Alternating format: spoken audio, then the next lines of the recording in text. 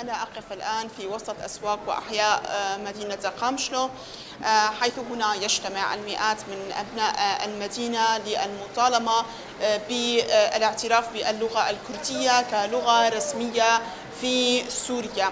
في باكوري كردستان في تركيا اللغة الكردية لغة غير مسموح بها حتى اجتماعيا وداخل المنازل، وهناك محاسبة على من يتعلم في اللغة الكردية أو حتى يتحدث بها.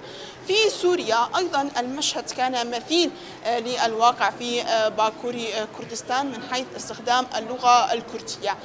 إحدى أجزاء كردستان التي هي في باشور كردستان في العراق تم الاعتراف باللغة الكردية لغة رسمية بناء للفيدرالية التي أخذها الكرد في إقليم كردستان في العراق.